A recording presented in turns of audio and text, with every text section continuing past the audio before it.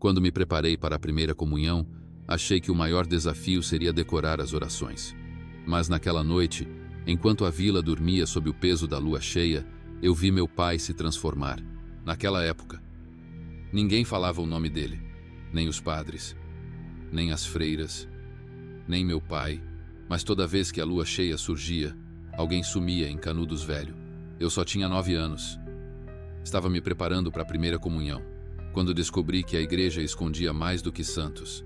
Vi freiras que não tinham sombra, vi olhos brilhando na mata, e vi meu irmão chorando sangue.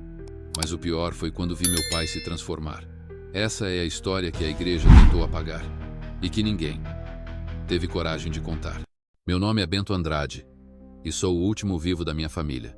Tenho 92 anos, e desde os 9 carrego um segredo que nunca contei a ninguém. Agora, com a morte se aproximando, eu preciso tirar esse peso do peito. Preciso contar sobre a minha primeira comunhão, e o que realmente aconteceu naquela noite.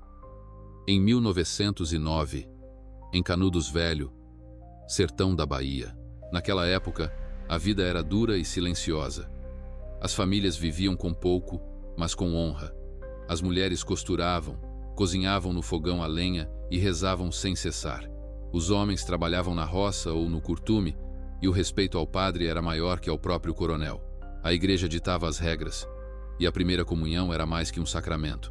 Era o batismo da alma para a eternidade. Minha mãe, Dona Esméria, era muito devota. Tinha um medo danado de tudo que fosse do demo. Já meu pai, José Andrade, era um homem de poucas palavras e olhos que pareciam sempre carregar o peso do mundo. Meus irmãos mais velhos, Augusto e Rosalina, já tinham feito a primeira comunhão anos antes. Mas algo aconteceu depois disso com o Augusto. Ele começou a ter acessos de raiva, febres, e passou a fugir de casa em noites de lua cheia. Meu pai dizia que era coisa de menino novo. Minha mãe rezava o terço até sangrar os dedos. Um dia Augusto sumiu. Nunca mais voltou. Meu pai só disse: "Foi embora pro mato, melhor assim." Eu era pequeno demais para entender. Até que chegou minha vez. O convento das Irmãs da Penitência de Santa Luzia ficava no alto do morro. As freiras vinham do recôncavo baiano e moravam ali, afastadas de tudo. Diziam que falavam com os anjos. Outras pessoas juravam que escondiam pecados antigos.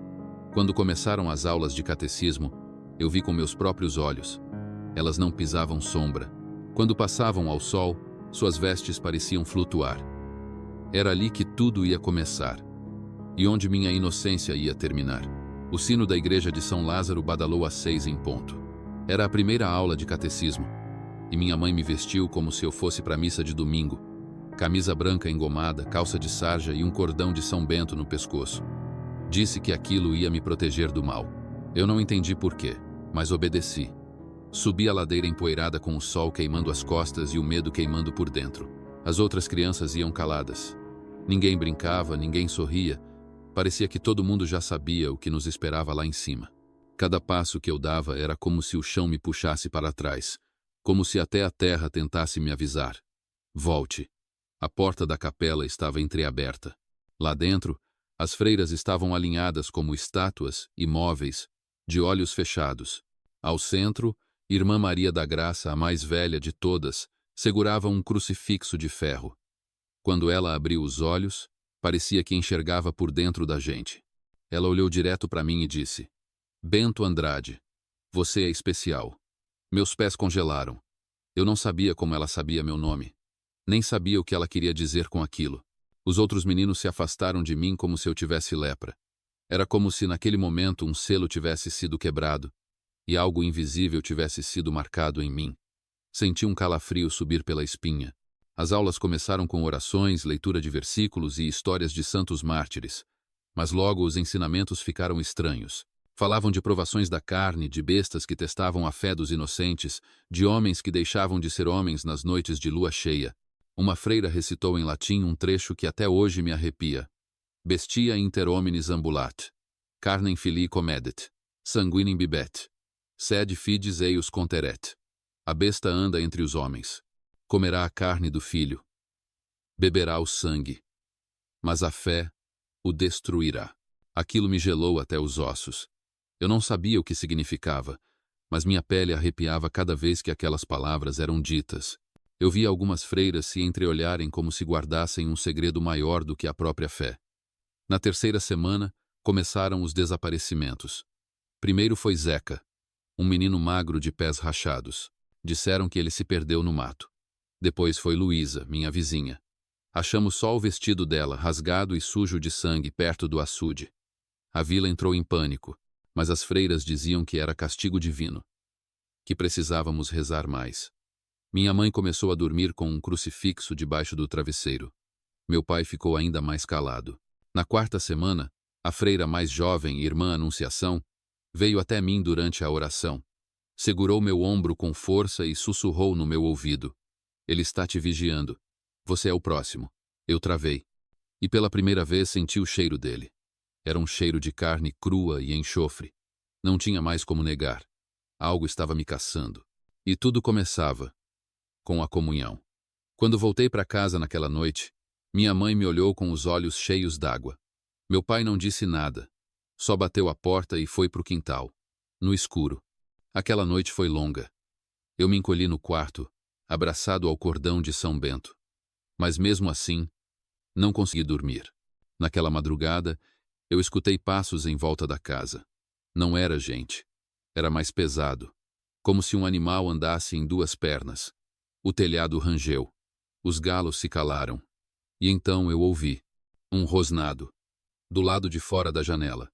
Ele estava ali, esperando, como se soubesse exatamente quem eu era. Na manhã seguinte ao rosnado, minha mãe achou pegadas perto do galinheiro. Não eram de bicho nem de gente. Eram grandes, fundas, com 3 dedos e unhas afiadas como lâminas. Ela se benzeu e escondeu o fato do meu pai, mas eu vi o terror nos olhos dela. Passei o dia com a sensação de que alguém me observava atrás das frestas, entre as árvores secas e os fundos da capela. Durante a aula, Irmã Maria da Graça pediu que escrevêssemos nossas orações mais profundas. Disse que quem fosse puro de coração teria um sinal. Quando terminei de escrever, senti algo gelado encostar minha nuca. Virei rápido. Não havia ninguém atrás. Mas no papel, a tinta escorria como sangue. Naquela noite, o nome de Augusto foi pronunciado pela primeira vez em anos. Minha mãe, de joelhos, murmurava o terço quando parou e me chamou. Com olhos fundos ela disse: "Bento, seu irmão era diferente desde criança. Chorava quando via a lua, e a primeira comunhão dele não foi como as outras. A freira que cuidava dele desapareceu no mesmo dia." Eu perguntei por que ninguém falava disso. Ela respondeu: "Seu pai proibiu.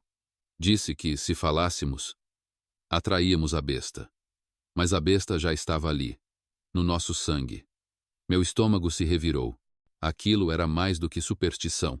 Era uma maldição que carregávamos sem saber. Na madrugada seguinte, acordei com vozes. Vozes que vinham de fora da casa, como se alguém recitasse uma oração distorcida. Espiei pela janela e vi uma figura. Era Augusto, ou o que restava dele. Estava curvado, peludo, com os olhos brilhando no escuro, mas a boca movia-se como se quisesse me chamar. Fiquei paralisado. O que quer que fosse aquela coisa, tinha o rosto do meu irmão. Ele ergueu o braço e apontou para a igreja. Depois correu, sumindo no mato como uma sombra veloz. Corri para o quarto dos meus pais, gritando. Meu pai me segurou com força, como se soubesse. Como se aquilo já tivesse acontecido antes. Na manhã seguinte, meu pai me levou até o fundo do quintal. Enterrado sob pedras e folhas secas, havia um medalhão antigo com o símbolo da cruz de São Bento. Disse que era de Augusto, que ele enterrou ali quando começou a mudar. Meu pai então confessou: "O sangue nosso tem coisa velha, coisa de antes do padre chegar, de antes da Bíblia." Eu tentei frear, mas é mais forte que nós. Na escola, tentei contar para a irmã Anunciação. Ela apenas apertou minha mão e disse: "Não tenha medo do que você é. A fé não é para te salvar do monstro. É para manter ele quieto." E ali eu entendi. Não estavam me preparando para rezar. Estavam me preparando para conter a coisa que nascia dentro de mim. A cada dia, o cheiro de carne e terra ficava mais presente. A cada noite, os ruídos aumentavam. Garras raspando as telhas, latidos de cães que paravam subitamente, gritos abafados no vento. Canudos velho não dormia mais. E eu estava começando a lembrar dos sonhos. E nos sonhos, eu também uivava. Na quinta semana de catecismo, fomos levados para uma parte da igreja onde nunca tínhamos entrado. O claustro antigo. Irmã Maria da Graça dizia que era um lugar de silêncio e contemplação, mas havia algo ali que gelava o ar. As paredes tinham símbolos riscados à faca e no centro do chão, um círculo escurecido como por fuligem. Ali, as freiras começaram a nos ensinar orações em latim que não estavam nos catecismos comuns. Certa noite me escondi atrás de uma das colunas do claustro. Queria saber o que faziam ali após as aulas. Foi quando vi. 3 freiras estavam reunidas ao redor do círculo, de mãos dadas, rezando com vozes roucas e guturais. No chão, um animal morto, um bode, jazia com a garganta cortada. O sangue formava linhas até o centro. Não era uma missa. Era outra coisa. Algo antigo, oculto. Fugi dali tremendo. No caminho de volta, cruzei com irmã Anunciação. Ela apenas sorriu e disse: "Agora você viu. E ver é o começo da mudança." Perguntei o que aquilo significava. Ela respondeu: "Estamos aqui para conter o mal. Mas às vezes, para conter, é preciso fazer parte dele." Era como se toda a fé que nos ensinavam escondesse um pacto sombrio. Em casa tentei contar à minha mãe. Mas ela apenas chorou e apertou uma imagem de Nossa Senhora contra o peito. Meu pai entrou, ouviu tudo e apenas murmurou. Eu avisei para não espiar. Tem coisa que quanto mais a gente olha, mais entra na gente. Aquela noite, trancaram as janelas com pregos e cordas.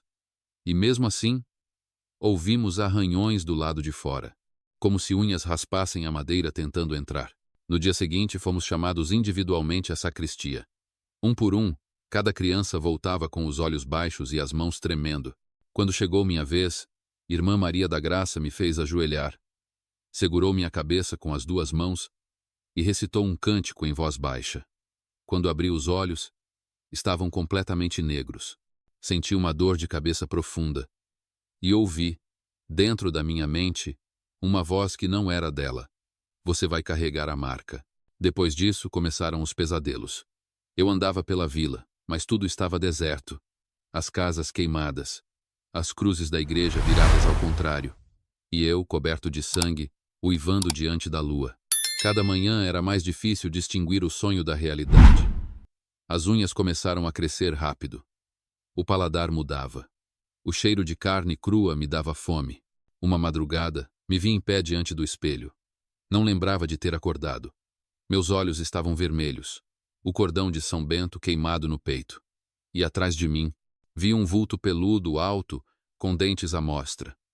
Era eu, ou o que eu me tornaria. Desmaiei ali mesmo.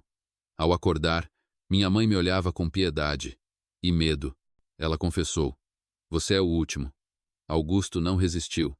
"Seu pai, ele já sabe que você também não vai escapar. Mas eu vou rezar até o fim. Porque se a fé não puder te salvar, ao menos pode atrasar a transformação. E se não conseguir, que Deus me perdoe pelo que terei que fazer." Naquela noite, a lua cheia se ergueu sobre Canudos Velho. As freiras se reuniram novamente no claustro. Eu fui levado até lá, sem resistência. Algo dentro de mim já aceitava. E quando entrei no círculo, irmã Maria da Graça disse: "O que nasce na maldição só morre no sangue. E o sangue da tua família é o que sela esse pacto." Na manhã da comunhão, o céu amanheceu cinza, pesado. Não chovia, mas o ar estava úmido, sufocante. Minha mãe me vestiu como em um velório. Camisa branca, calça escura, cabelo penteado com água e sabão. Ao redor da vila, todos pareciam saber que algo estranho pairava sobre a celebração daquele dia. As mulheres cochichavam, os homens evitavam olhar para a igreja. Até o padre parecia mais pálido. A igreja estava decorada com flores do campo, mas o perfume doce escondia um odor mais denso, rançoso, vindo da sacristia. As freiras estavam todas presentes, menos irmã Anunciação. Meu coração apertou. Ela era a única que ainda parecia ter piedade. Quando o sino tocou, fui levado até o altar. Senti como se estivesse caminhando para um sacrifício. O padre começou a missa. As palavras soavam vazias aos meus ouvidos. Tudo parecia distante. Eu olhava para os bancos buscando rostos conhecidos. Vi minha mãe chorando. Vi meu pai firme. mas com os punhos cerrados. Quando chegou a hora da hóstia, o padre olhou fundo nos meus olhos. Sua mão tremia. Ele sussurrou: "Que Deus tenha misericórdia da tua alma." Recebi a hóstia. Ela queimou na língua como brasa. Senti um calafrio subir pela espinha.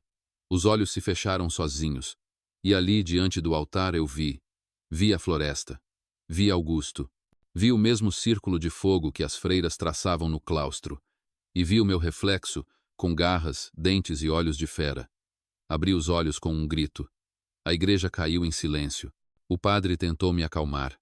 Mas irmã Maria da Graça se aproximou e gritou: "É agora." Ele foi selado. Os sinos começaram a tocar sozinhos. As janelas tremeram. A igreja escureceu por segundos. Eu corri. Saí pelo fundo tropeçando nas vestes, com o coração batendo fora do peito. Atrás de mim ouvi uivos. Fugi até o mato. Me escondi num tronco oco, onde costumava brincar quando pequeno. Lá, a transformação começou. As unhas cresceram. Os olhos ardiam. A pele coçava como se quisesse rasgar. Gritei até perder a voz. E ali, no silêncio da mata, senti meu corpo não me obedecer mais. Era como se outro espírito tivesse dado conta. Não sei quanto tempo fiquei ali. Quando acordei, estava nu, sujo de sangue e terra. Ao meu lado, o corpo do cachorro da fazenda do seu Onofre. Rasgado. Entendi o que tinha feito. E entendi que o que vinha depois seria pior. Voltei para casa à noite. Minha mãe chorava em silêncio. Meu pai, sem dizer nada, me entregou uma faca curta, de prata. Disse: "Se um dia perder a razão, use." Canudos velho nunca mais foi a mesma.